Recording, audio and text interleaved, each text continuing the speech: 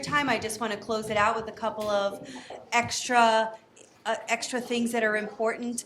I tried to make sure that the first part of my presentation was all about what is actually going on, and I just want to finish off with some data and just recognizing for me the most important part, which is the marine life and the ocean's ecosystem.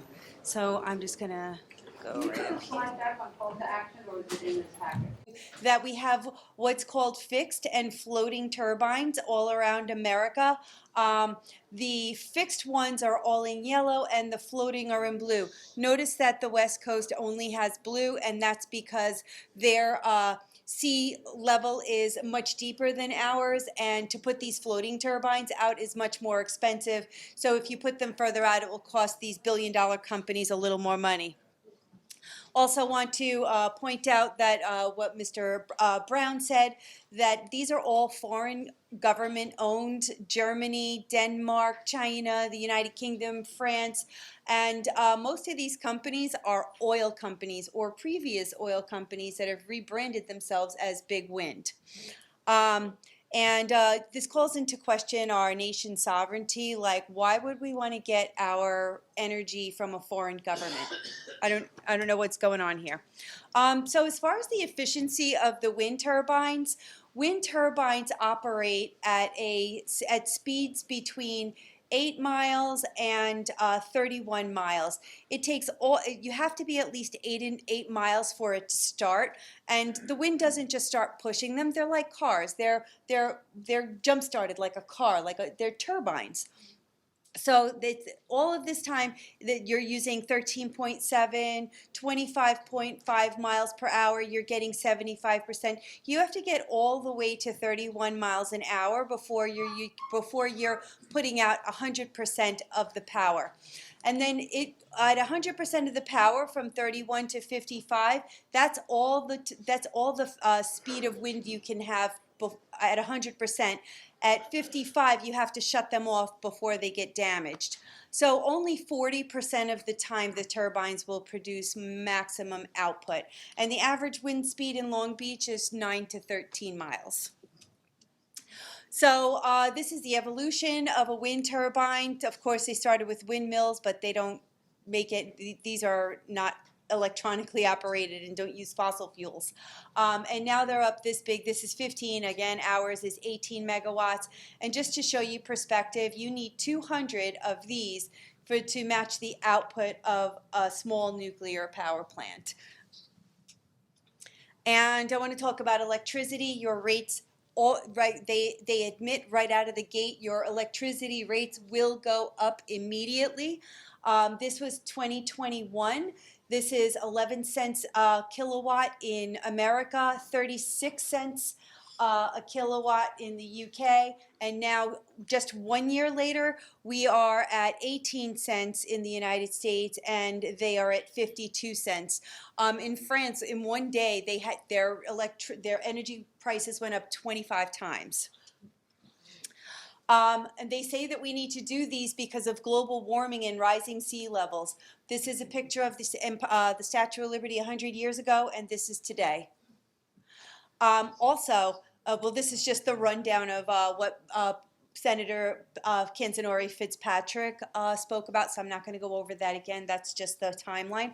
But what we are trying to accomplish is to save the climate, the global warming. So here you go.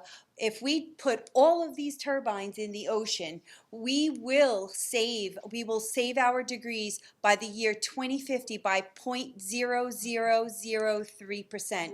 We will improve the climate. And then by the year 2100, we'll save it by 0.0007%.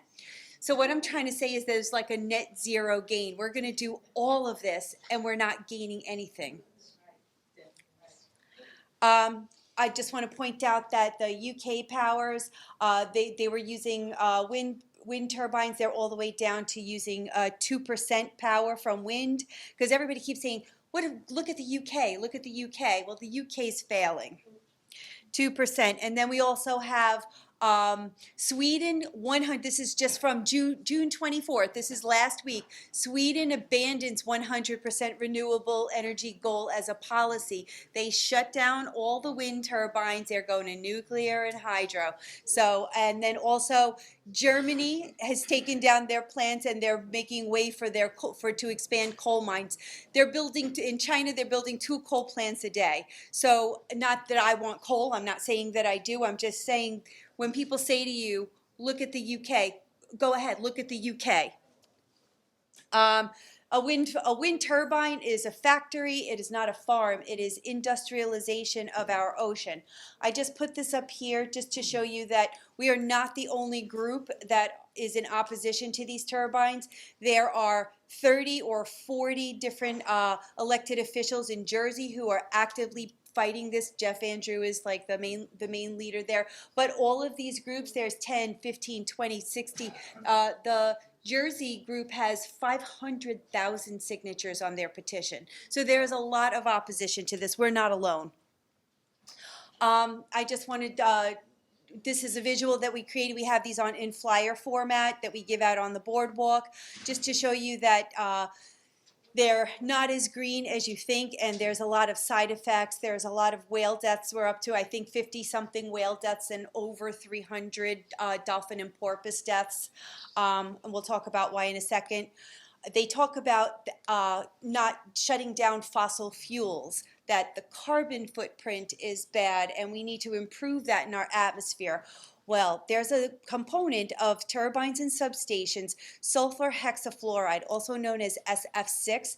It is 25,000 more potent than CO2, and it will stay in the atmosphere for 3,200 years. It is the most lethal carcinogen known on the earth, and this uses it 24 hours, 7 days a week. It cannot operate without it. And the substations also use it. I already spoke about the utility bills, 18 to 40%. They will be raising up, up, up, and up. So you won't be buying iPhones anymore. You'll be paying for your energy. So this is just briefly about the fishing industry. Fishermen have already been reporting that there's a reducing clams in fish. Areas where there was a lot of fish in breeding, they're down 3 to 15%. And the New Jersey losses in fish is up to already 25% in Atlantic City. So we hear this all the time on the television. It's ship strikes. It's ship strikes. Well, my husband pointed this out the other day. He's like, look at those ships out there. Look how fast they're going. They're barely moving way out there. But what's actually happening is that these companies are using ships to do seismic surveys. They use sonar so they can map the ocean floor. Some say they're mapping it for the turbines. And remember, these are oil companies. So remember, they could be mapping for oil too. But regardless, they use this sonar, and all fish communicate with echolocation. They understand spatial relationships. They find their food, and they also understand that predators are coming with noise. So when these sonar blasts hit the water, they either get scared and run away and will do anything to get away from their predator, or they get disoriented, and yes, they'll run into a ship. So these companies are saying that they're ship strikes, but why are they running into ships? They never did this before, and now all of a sudden they're doing this in mass. So just wanted to explain a ship strike. And I just also want to point out this, that even, so let's just say we get through the whole sonar mapping thing, these turbines will be having noise 24 hours, 365 days a week. They will definitely be interrupting the ecosystem in the ocean for eternity. They will affect their migratory patterns, their feeding, their breeding. So this was at my last presentation. This humpback whale died on May 18th. And everybody, it wasn't me, but then when the Art Geiger sent out a map of all of the sonar ships, all of these ships were in the water blasting sonar. This is a list of all the whales up to May 19th that have died and beached. So it's just a tremendous amount of beautiful marine mammal deaths that are happening. Sorry. Okay, so I just want to explain what an incidental take is. So the Bureau of Ocean Energy Management and NOAA issues a list on behalf of these. They actually give permission to these companies to either harass or kill a certain amount of marine life in order to get this work done. If they, in this time they gave them over 600,000 takes, which means that 311% of the northern right whales could be killed. So they're allowed to kill every single northern right whale on the planet, which is an endangered species. This is their newest list. Also, Art Gager created this. He's pretty acute about this. And this just goes into the stock size, how many takes there were, and how many is left in this species. And it's amazing. There's thousands and thousands of takes that are going unreported. Oh, by the way, Equinor says they do not have any takes at all, zero. And the expert at the Long Beach meeting said, well, you don't understand what a take is. It's not just a murder. You can have a take if you go into the area and you redirect a dolphin or a whale. That's also considered a take. We just saw them on Laurelton just the other day, and those dolphins moved closer to the beach. Did they report the take? No, they're not reporting any takes, and there's no oversight, so they're getting away with everything. And this was just a chart from May 19th. The large whales, there was 41 deaths, and the dolphins and porpoises, 243. Those numbers are higher now. And these companies also say that it wasn't them, that they just started this now, but that's a lie. This is from 2016, and they're saying they're doing surveys for 35 days. It's been going on for years. So when you see, I have a picture of the Long Beach whale that washed up in Atlantic Beach. It's all decomposed. Sometimes they get pushed to the ocean, they get pushed down, and then they resurface decomposed. You know, they're hardly are identifiable, but there's a lot of ways to hide them. So where are all the environmental organizations? Where are all the people, Save the Whales, all of these organizations? There's so many of them. Well, this is a list. It's called conflict of interest, and every single person on every single company on this list has received money from offshore wind. And it's a 17-page document. It's on our group page, and you can see here that the New England Aquarium, they received $250,000. You can look through all of this. There's $50,000 for the Delaware Center for the Inland Bays. Surfrider used to be extremely environmental friendly and actually put out a statement prior to 2019 saying that if it's not this, it could be that, completely against offshore wind, and recently they are supporters. Wonder what happened. That's right, Surfrider Foundation. You heard it right here. This is our lovely Jennifer DuPont. She stood right here a couple of months ago and exclaimed how she hated birds. And she's a marine biologist. But worse than that, there's a conflict of interest. She's on the board of director she works for AMSES, which is the Atlantic Marine Conservation Society, and she does necropsies on the whales. She did necropsies on the whale here in Long Beach, but she's also working for Equinor. So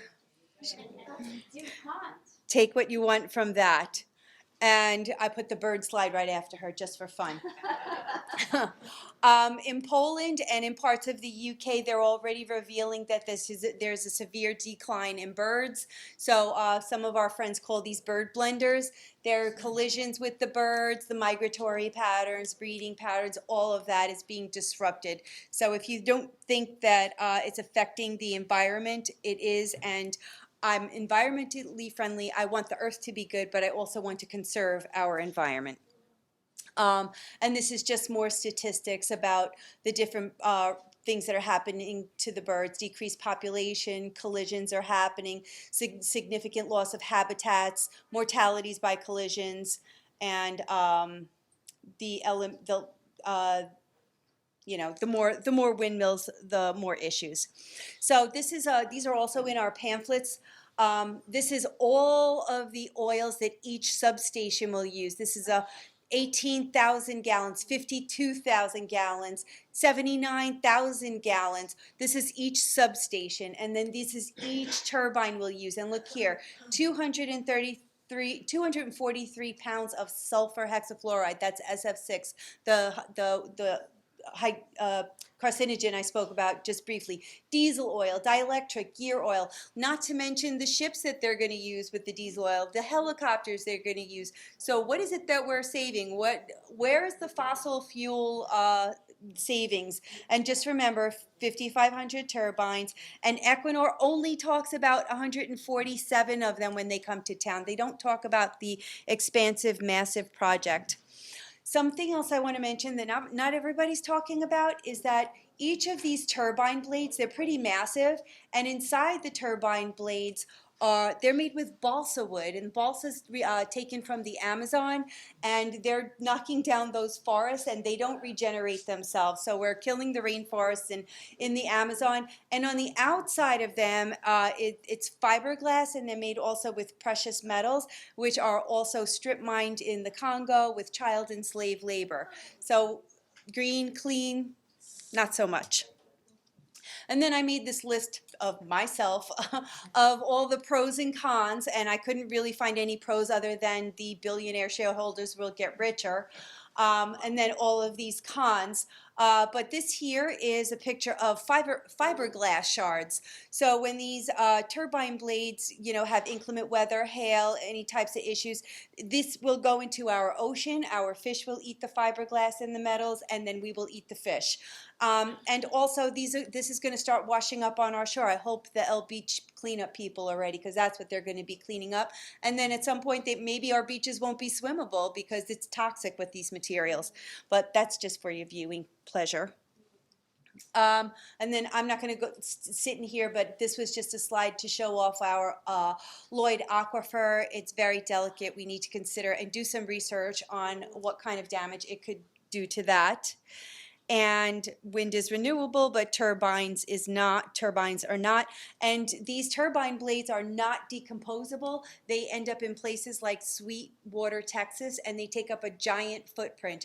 There are small companies that have just started recycling them, but there's just not enough. Like, they couldn't possibly keep up with it. There's so many of these that are just buried in the earth, and that's it.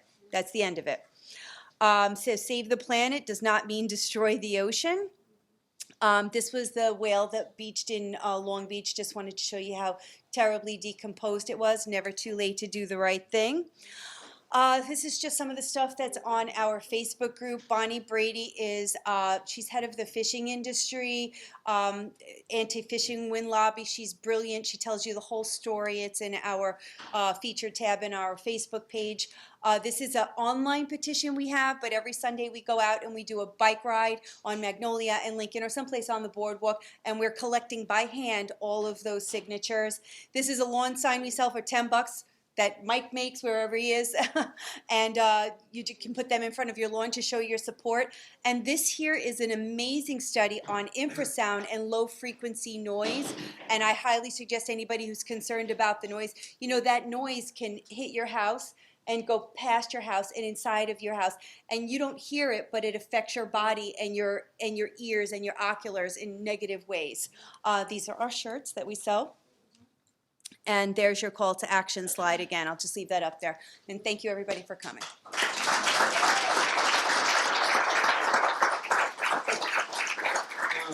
Real quick, I'd like to thank Mayor Pappas for having us tonight. Thank you so much. I appreciate it.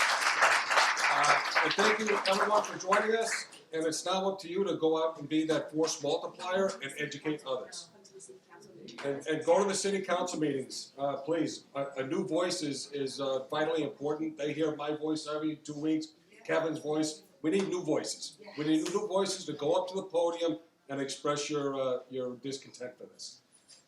We don't want to keep you here for Q&A, but we're going to be here. You can ask us questions. If you have a question that you think that would be relevant, everybody can hear. Well, one thing you didn't touch on was when they made their presentation, Equinor made the presentation, the question was asked, how long do these turbines last? And they said It's We're 20 not to sure, they 30 said years. 20 to 30 years. And there is a plan for taking them down, but it will be on the taxpayers' back.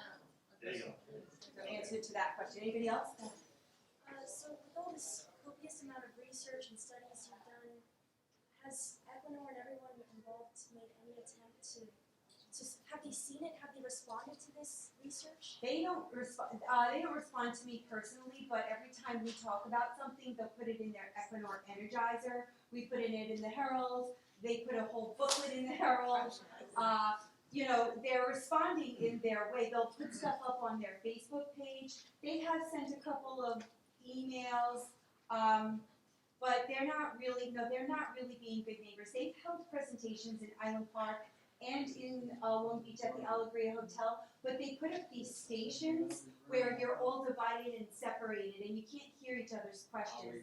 And I know when I came here, everybody was went one by row, you did this, one by one, people asked questions. And just sitting there, hearing other people's questions were the best way that I learned, and it really gave me a lot of information to go forward. But they took that out of the equation and just put up these little stations where they controlled each one of you, and you didn't hear each other talk.